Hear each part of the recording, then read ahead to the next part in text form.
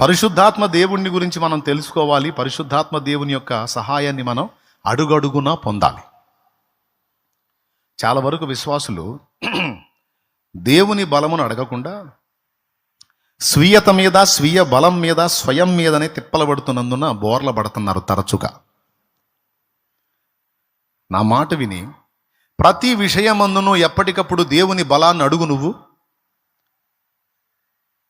తెల్లవారుజామున లేచి ప్రార్థన చేయాలి నీకు అనిపించింది. నైట్ పండుకుంటున్నావు, పండుకునేటప్పుడు మోకాళ్ళేసి ఒక్క మాట అడుగు, ప్రభువా ఖచ్చితంగా 3ంటికి నాకు మెలకు వివ్వు, నేను మోకాళ్ళు వేయాలనుకుంటున్నాను అని నువ్వు పండుకో. 3ంటికి నీకు మెలకు ఇవ్వకపోతే అప్పుడు అడుగు. ఎంతమందికి అనుభవం ఉందండి? అట్లా నువ్వు ప్రార్థన చేసి పండుకో, ఖచ్చితంగా నీకు ఆ టైంలో నువ్వు ఎంత మొద్దు నిద్రపోతూ అయినా సరే నీకు మెలకు వచ్చింది. లేపుతాడు అంతే. లే, ప్రార్థించాలన్నావు కదా, నాతో గడపాలన్నావు కదా, నిశీధి వేళ, నిశ్శబ్ద వేళ నాతో కూర్చోవాలనుకున్నావు కదా, లే అని లేకపోతే అప్పుడు అడుగు. ఎన్నిసార్లు పొందానో నేను అనుభూతి. పాపము చేసే సన్నివేశం నీకు ఎదురైనప్పుడు, పాపము చేసే పరిస్థితి నీకు ఎదురైనప్పుడు మనఃపూర్వకంగా, దేవా ఈ పాపం చేయాలన్న ఆశ నాకు లేదు, దయచేసి ఈ పాపం నుండి నన్ను తప్పించవా అని నీ హృదయంలో నువ్వు ప్రార్థించు. ఆటోమేటిక్గా అది తప్పిపోకపోతే అప్పుడు అడుగు.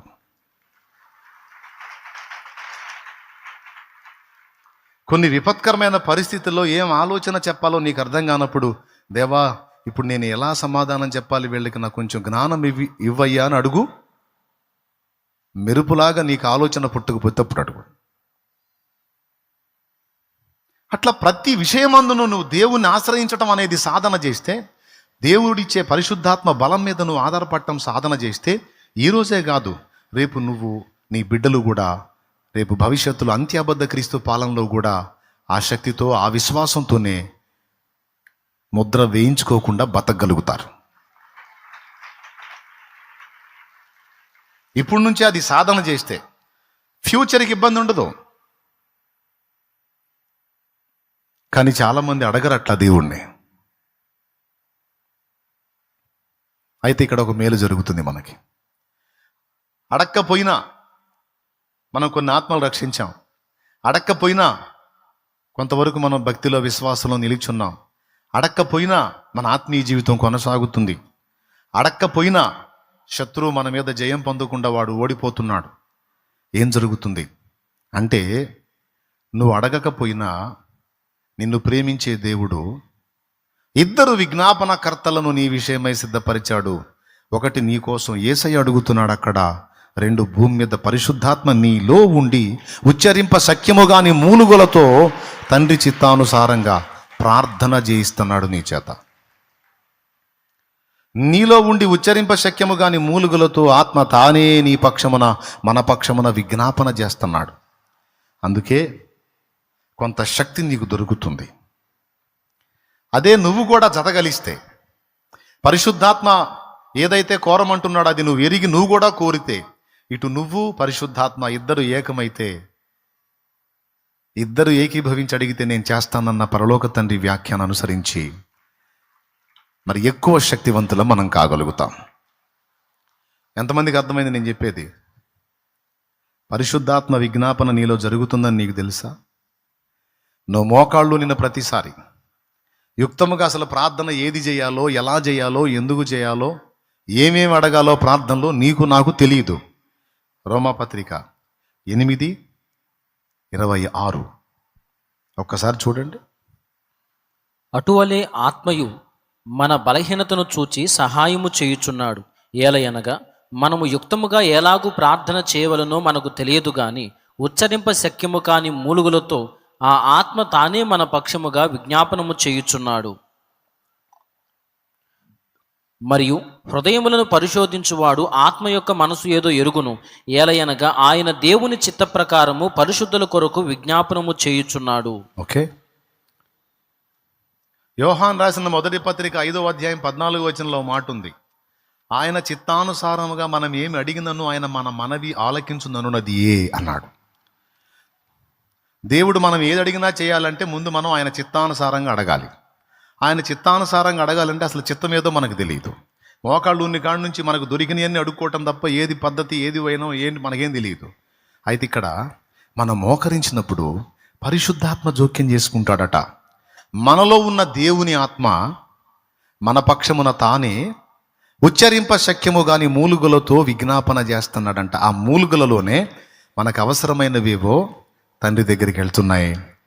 ఆ మూలుగులకు జవాబిచ్చి ఇంతవరకు నీ భక్తిని, నా భక్తిని, ఆత్మీయతని, విశ్వాసాన్ని ఆయన కాపాడుతూ ఉన్నాడు. జరుగుతుంది అది. ఇంకేం శాలేమన్నా, ఆ పైన యేసయ్య క్రింద పరిశుద్ధాత్మ ఇద్దరు మన కోసం చేస్తున్నారుగా, ఇక మనం అడక్కపోతే మాత్రం ఇబ్బంది ఏముంది? అడక్కపోతే చాలా నష్టపోతావు. నీ బతుకంతా నువ్వు అంతే ఉండు, నేనే నీ కోసం చేస్తూ ఉంటాను, నువ్వు చేయొద్దు అని దేవుడు చెప్పలా. అడగటం మనం కూడా నేర్చుకోవాలని పరిశుద్ధాత్మ తానే ఏది దేవుని చిత్తమో ఏది దేవుని చిత్తమో కాదో గ్రంథములు మనకు అందించి, ఇదిగో వీటిని అడగండి వీటిని అడగకండి అని స్పష్టపరిచాడు. కాబట్టి మనం కూడా కాస్త వివేచన జ్ఞానం గలవారమై శక్తి యొక్క అవసరత తెలుసుకొని మోకరించి ప్రార్థించినప్పుడు తప్పకుండా ఆ శక్తి మనకు అనుగ్రహించబడుతుంది. అందుకే కదా మనం కురిపించుము దేవా నీ ఆత్మవర్షం అనే దానిలో రాకడ సమయం ఆసన్నమైనది, శక్తితో నన్ను నింపమని ఆత్మ మూల్గుచున్నది.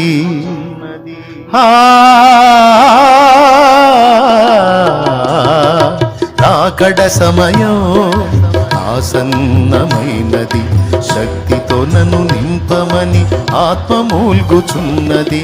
ప్రారంభ సంఘములో ప్రారంభమైన అగ్ని.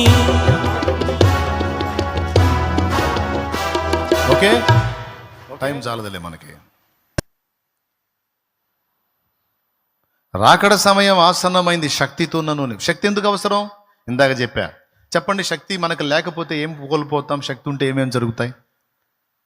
గ్రంథం అర్థం కావాలంటే లేఖనములను గ్రహించే శక్తి కావాలి. మనం పచ్చని పైరులాగా నవనవలాడుతూ ఆత్మీయ జీవితంలో గ్రోత్ అవ్వాలంటే పరిశుద్ధాత్మ శక్తి కావాలి. క్రీస్తు కొరకు మనం సాక్షులమై నిలబడి ఇతరులను కూడా నిలబెట్టాలంటే పరిశుద్ధాత్మ శక్తి. శత్రువుని ఎదిరించి వాళ్ళని గెలిచి విశ్వాసంలో నిలిచి ఉండాలంటే శక్తి కావాలి. ఇలా ప్రతి దానికి కూడా దేవుని శక్తి ద్వారానే జరుగుతుంది. పరిశుద్ధాత్మ శక్తి లేకుండా మన వల్ల కాదు. అయితే ఇక్కడ సంతోషకరమైన విషయం ఏంటంటే, నేను మిమ్మల్ని మాట అడుగుతా, అన్న కాస్తో కూస్తో నేను కూడా పరిశుద్ధాత్మ అగ్నిని కలిగి ఉన్నాను, శక్తిని కలిగి ఉన్నాను అన్న స్పృహ నాకుంది అన్నోళ్ళు చేయొద్దండి. నేను పరిశుద్ధాత్మను కలిగి ఉన్నానన్న ఫీలింగే నాకు లేదు అన్నోళ్ళు చేయెత్తకండి. నేను పరిశుద్ధాత్మ అనే వ్యక్తిని కలిగి ఉన్నాను, ఆయన ఇచ్చే శక్తి కూడా కొంతమేర కలిగి ఉన్నానని నా ఆత్మీయ జీవితంలో పరిశీలన ద్వారా నేను తెలుసుకున్నాను అని ఎంతమంది చెప్తారు? నిజమే.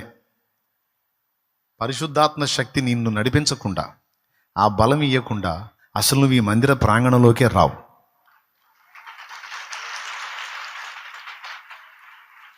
నీవు దేవుని సన్నిధానంలోనికి రాగలిగావంటే ఆత్మబలం నీలో పనిచేసినందున లోక ఆకర్షణలను అధిగమించి పక్షి కానీ భూమి ఆకర్షణ శక్తికి వ్యతిరేకంగా పైకి ఎగిరినట్టు నువ్వు ఎగురుకుంటూ దేవుని సన్నిధిలోకి వచ్చి పడ్డావు, వాలావు. లేకపోతే కష్టం తమ్ముడు. పరిశుద్ధాత్మ నిన్ను నడిపించుకొచ్చాడు గనుక ఈ వేళ నువ్వు సన్నిధిలో కూర్చున్నావు. ఆత్మ నడిపింపు నీకు లేకపోతే సచ్చినాను ఇక్కడికి రావు. ఆ గదిలోనో, ఆ రోడ్లమిటో, ఆ బజార్లమిటో, ఆ పనికి మాలిన వాళ్ళ పోసుకోవాలి కబుర్లోనూ కూర్చునేవాడివి నువ్వు.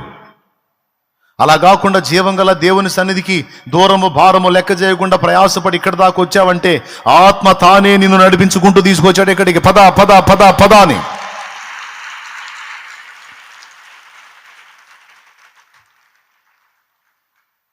అంటే కొంత దైవాగ్ని నీలో పనిచేస్తుంది, మండుతుంది.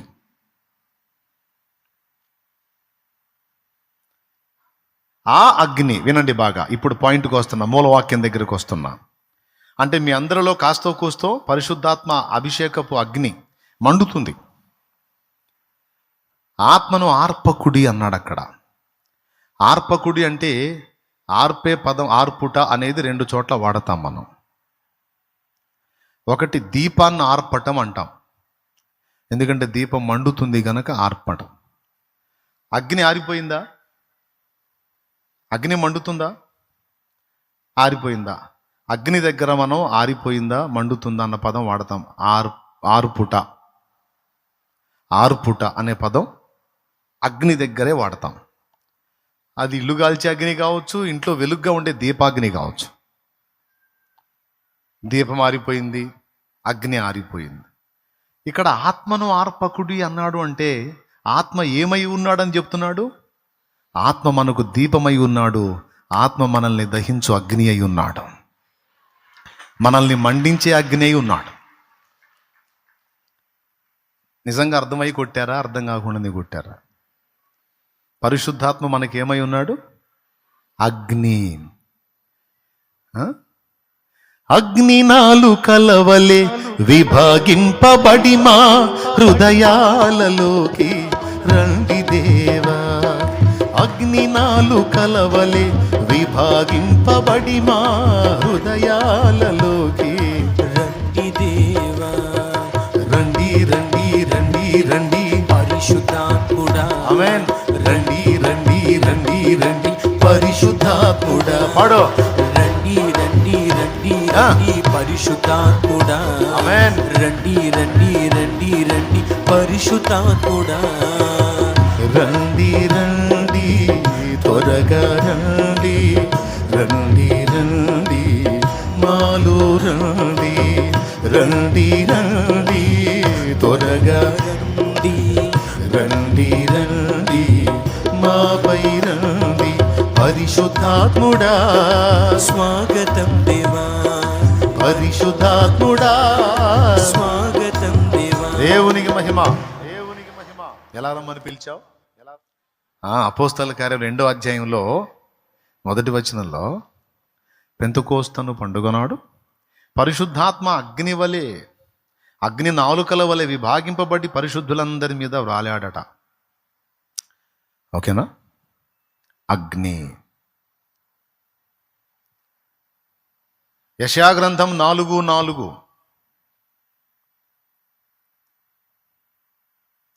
దహించు ఆత్మ, దహించు అగ్ని, దహించు ఆత్మ.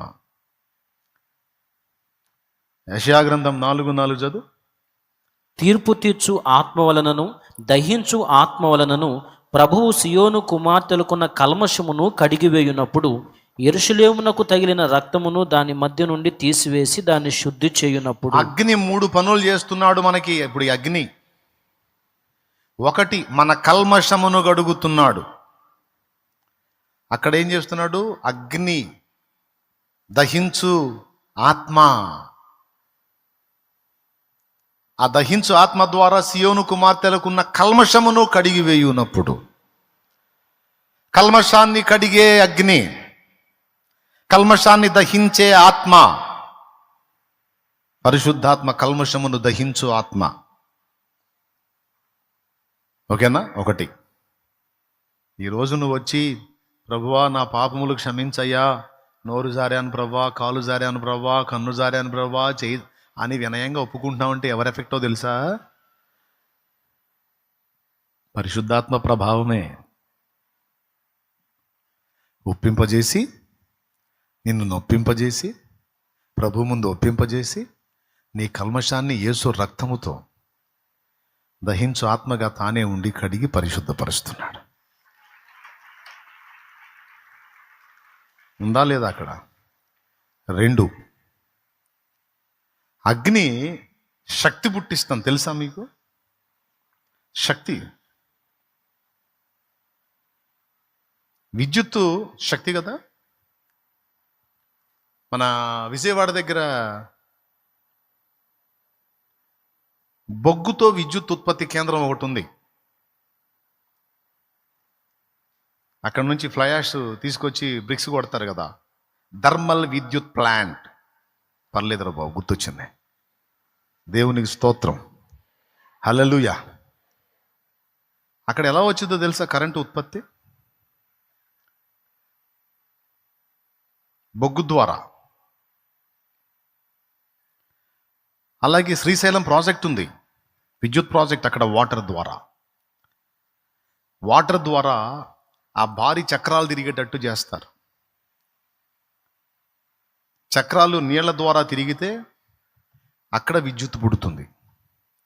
అదో పెద్ద సబ్జెక్ట్లే, ఇప్పుడు అది ఆడ చెప్పుకుందాం. దేవునికి స్తోత్రం. శక్తి మీకు ఇంకా చెప్పాలంటే అది వద్దులే నాయన. పూర్వం రైలు బళ్ళు బొగ్గుతో నడిచాయి, రైలు బొగ్గు అని. ఇప్పుడు కూడా బొగ్గు సప్లై జరుగుతుంది. సో టోటల్గా అగ్ని ద్వారా శక్తి పుడుతుంది, అగ్ని ద్వారా కల్మషం దహించబడుతుంది, అగ్ని ద్వారా మనకి త్రోవ కనపడుతుంది. 3 సంగతులు మీకు అర్థమైతే చాలు, మీకు దండం పెడతా. ఇవన్నీ నేను వర్ణించలేను. స్తోత్రం. ప్రభు గట్టిగా చెప్పండి. ఏమేమి పుడతాయి ఇప్పుడు మీరు చెప్పండి. అగ్ని ద్వారా శక్తి కలుగుతుంది, అగ్ని ద్వారా కల్మషం దహించబడుతుంది, అగ్ని ద్వారా మనకు త్రోవ. నీ వాక్యము నా పాదములకు దీపం, నా త్రోవకు. ఆ వాక్యాన్ని గుర్తు చేసి నేను దారిలో నడిపించేది దేవుని అగ్ని అయిన ఆత్మ. ఓకేనా? ఇప్పుడు పరిశుద్ధాత్మ అగ్నితో పోల్చబడ్డాడు.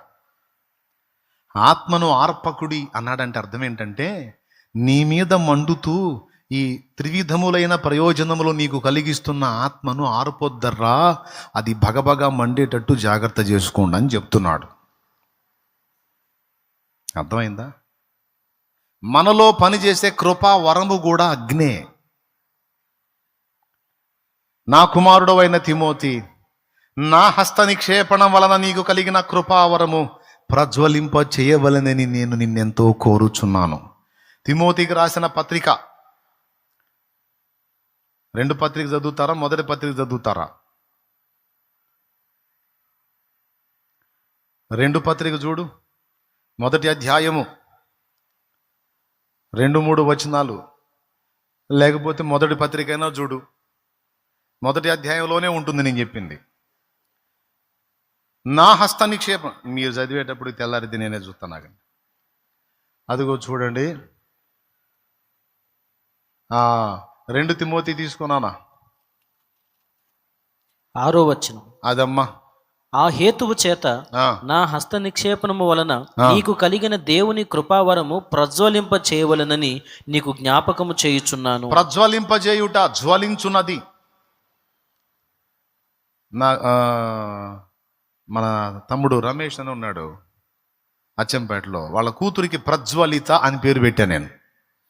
దేవునికి స్తోత్రం. అంటే ప్రజ్వలించున్నది అని, ప్రజ్వలిత అనే పేరు. ప్రజ్వలించుట అంటే ఏంటి అర్థం? దేదీప్యమానముగా మండుట, ప్రకాశించుట అని. అలాగే ప్రకటన గ్రంథం 5లో దేవుని 7 ఆత్మలు, ఆయన సింహాసనం ఎదుట ప్రజ్వలించు దేవుని 7 ఆత్మలను ఉంది. అక్కడ కూడా అగ్నిగానే కనపడుతున్నాడు దేవుని ఆత్మ.